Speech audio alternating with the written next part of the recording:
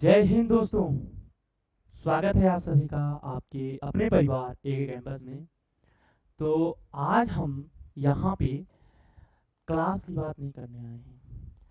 आज हम यहाँ पे ऐसे शख्स की बात करने आए हैं जिन्होंने भारत में एक रिकॉर्ड बनाया है। हाँ जी, मैं बात उनकी करने वाला हूँ, विशाल टीके की। वो कैसे अपना जीवन व्यतीत कर रहे थे, कब से उन्होंने अपना रनिंग स्टार्ट किया था, उन सभी चीज़ों पे हम यहाँ पे बात करेंगे।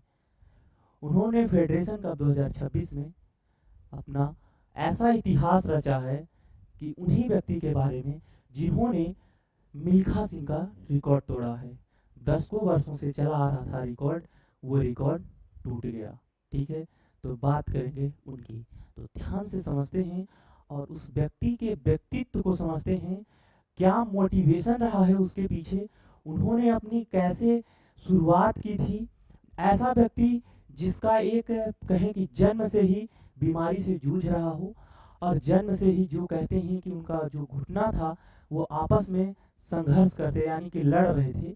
तो उस टाइम पे दोनों आपस में टकराते थे, वो ठीक करते हुए वो कैसे ट्रैक पे अपना इतिहास बन रचा। और उनके पिताजी, उनकी फैमिली बैकग्राउंड, मैं इन सभी के बारे में बात करूंगा। ठीक है, विशाल टीके की कहानी किसी फिल्मी पट कथा से कम नहीं। जन्म के समय सीधे खड़े नहीं हो पा रहे थे। एक बच्चे देश का सबसे तेज भाग धावक बना। जैसे मैं बात करूं, एक जो बच्चा था जन्म के समय अच्छे से खड़ा नहीं हो पा रहा था, जो एक बीमारियों से जूझ रहा था, वो ट्रैक का राजा बना। अगर मैं बात करूं, हाल ही में रांची के बिरसा मुंडा स्टेडियम में फेडरेशन कप 2026 के दौरान उन्होंने 400 मीटर रेस में 44.98 समय 98 सेकंड का उनको समय लगा था पूरा ट्रैक को पार करने में। ठीक है, जिन्होंने 45 सेकंड का बैरियर तोड़ा था। अब मैं यहाँ पे ये बात कह रहा हूँ, 45 सेकंड का एक बैरियर तोड़ा था। 45 सेकंड 45.73 सेकंड का जिन्होंने वो ट्रैक पूरा कंप्लीट किया था, वो थे मिल्खा सिंह। आज दसों वर्षों से चला आ रहा था, उनके बाद वो रिकॉर्ड टूटा है विशाल टीके के द्वारा, जो एक बहुत कहें कि विशाल एकदम कहें कि बिल्कुल पुअर फैमिली से थे वो।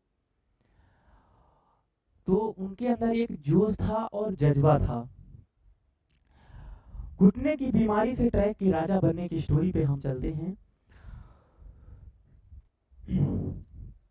चलने की तकलीफ थी। विशाल का जन्म के समय नोकनीज नामक बीमारी हुई थी।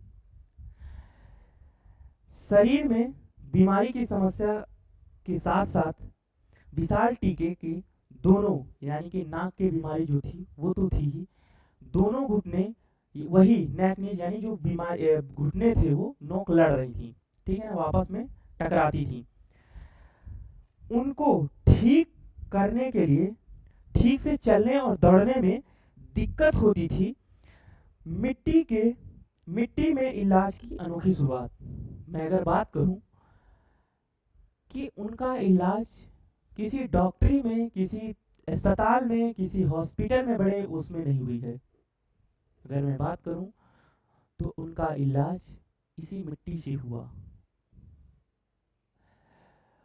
उनके पिताजी सुने कहीं ऐसे थे, तो उनके पिताजी ने उन्होंने सुना कि जो वापस में घुटने टकराते हैं उसका इलाज है कि रेत में गड्ढा करके घुटने तक की पैर को उसको ढक करके, घुटने तक की पैर को उसको ढक करके कुछ देर वहां पे खड़े रहें, तो वो पैर क्या हो जाएगा, सीधा हो जाएगा। ये एक दिन की प्रक्रिया नहीं है, ये एक लंबी प्रोसेस है। तो मैं उस प्रोसेस को यहाँ पे उन्होंने लगातार अपने घुटने को और साथ साथ वहाँ पे वो एथलीटों को देखते थे जो उस ट्रैक पे दौड़ते थे, विशाल टीके। ठीक है, विशाल टीके, उनके पिताजी ने ट्रेनिंग में, उनके पिताजी जो है फुटबॉलर थे, फुटबॉल खेलते थे, स्टेट लेवल तक की फुटबॉल खेलते थे, खेले थे वो।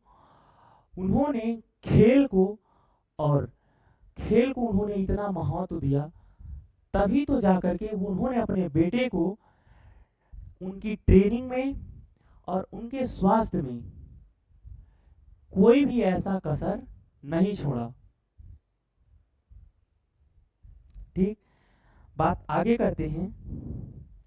उन्होंने जब धीरे धीरे उनके पैर घुटने संघर्ष करना छोड़ते गए, उनके अंदर एक जोश आया ट्रैक में दौड़ने की। उनको देखते थे, जो एथलीट दौड़ते थे उनको देखते थे, उनके अंदर एक जोश जगा, तो उन्होंने भी अपना एथलीटों के साथ उन्होंने अपना दौड़ना शुरू कर दिया था। उन्होंने अपनी एक एकेडमी पकड़ा था, इंस्टीट्यूट था, इंस्पायर इंस्टीट्यूट ऑफ स्पोर्ट्स। जी हाँ, अब उन्होंने इस तरह दौड़ना, उन्होंने रेत में घुटने तक पैर दबाकर बैठते थे। बात वही है कि उन्होंने जब उनको दौड़ना था, उनका शौक था कि मुझे एथलीट बनना है, उन्होंने बताया, एक इंटरव्यू में उन्होंने बताया कि अगर जीवन में एक संघर्ष करता हुआ व्यक्ति और संघर्ष करके जब उस मुकाम में पहुंचता है तो उसको एक इतनी बड़ी रिलैक्सेशन फील होती है कि जिसको वो मुख से नहीं बता सकता। उन्होंने कहा कि जीवन में त्याग सबसे बड़ा जरूरी है, कोई भी चीज पाना है तो उन्होंने कहा था कि त्याग बहुत जरूरी है। जी हाँ, अब मैं अगर यहाँ पे बात करूं तो उनके पिताजी क्या करते थे, उनके पिताजी कहाँ से उनकी जर्नी स्टार्ट हुई थी, तो मैं उनके पिताजी के बारे में अगर बताऊं तो उनके पिताजी दूध बेचते थे, दूध का उनका डेयरी था। जी हाँ, विशाल तमिलनाडु के एक बहुत सी ही साधारण परिवार में उनका जन्म हुआ था। पिता दूध डेयरी चलाते थे। पिता का नाम था थेन्नार रासू। जी हाँ, पिताजी खुद फुटबॉल खिलाड़ी जिन्होंने राज्य स्तर पर खेल चुके थे, इसी वजह से खेल को महत्व दिया। उन्होंने, उनके पिताजी ने खेल को महत्व दिया, बच्चे की ट्रेनिंग और इलाज दोनों में कभी कमी नहीं आने दिया। उनकी माँ उनके मुश्किल वक्त में उनका हौसला बढ़ाया। विशाल टीके की माँ खेल में उनका कोई इंटरेस्ट ही नहीं था, जिस माँ का खेल में कोई इंटरेस्ट नहीं था वो यहाँ पहुँचा दी थी। मैं कहता हूँ कि अगर उस माँ का खेल में इंटरेस्ट होता तो सोचो कहाँ पहुँचा देती है। खान सर ने कहा था कि मेरी माँ पढ़ी नहीं है तो यहाँ पहुँचा दी है, पढ़ी होती तो सोचो कहाँ पहुँचा देती। तो बात यहाँ पे ये है कि कोई भी व्यक्ति अगर ये कहता है कि जब माता पिता नहीं पढ़े तो उसका बच्चा कैसे पढ़ेगा, तो ऐसा बिल्कुल कहना गलत है। जरूरी नहीं कि माँ बाप नहीं पढ़ पाए हैं तो बच्चा भी नहीं पढ़ पाएगा। ठीक है,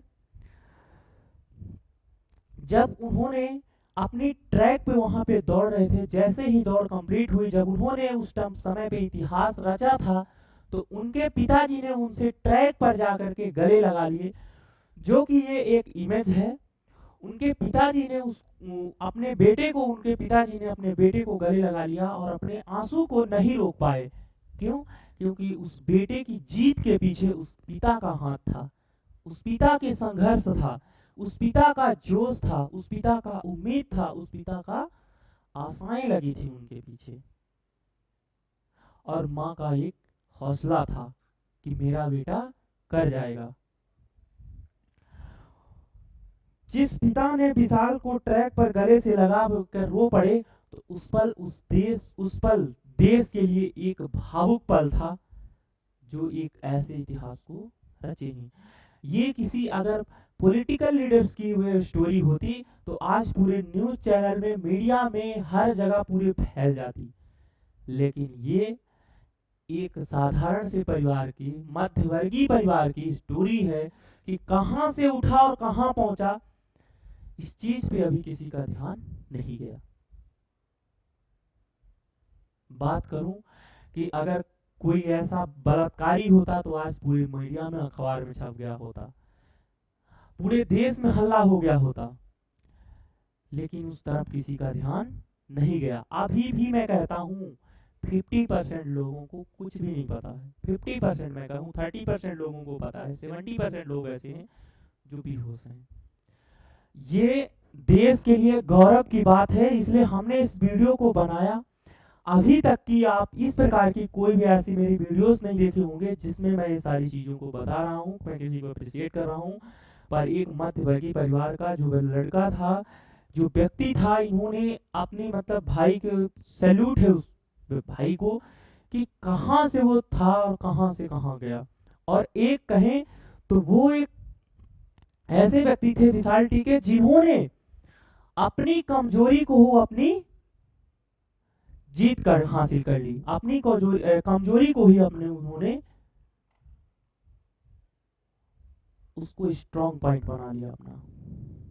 अगर मैं बात करूं कि उन्होंने जब ट्रैक पे अपना स्टार्ट किया था तो एक इंटरव्यू में वो बता रहे हैं कि मेरी माँ खेल में नहीं थी, ना उसका खेल में इंटरेस्ट था, लेकिन फिर भी उसका हौसला मेरे साथ था।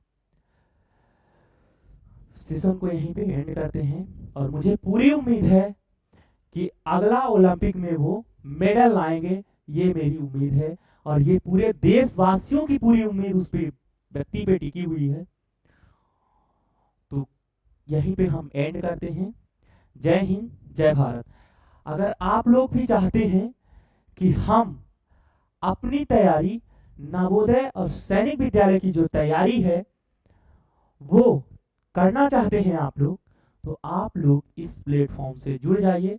तो आप लोगों को नवोदय विद्यालय और सैनिक विद्यालय की कंप्लीट तैयारी के लिए आपको कहीं भटकने की जरूरत नहीं है। अगर आप पढ़ने वाले हैं तो आपके लिए बिल्कुल फ्री है, क्योंकि स्कॉलरशिप टेस्ट हो रहा है 2026।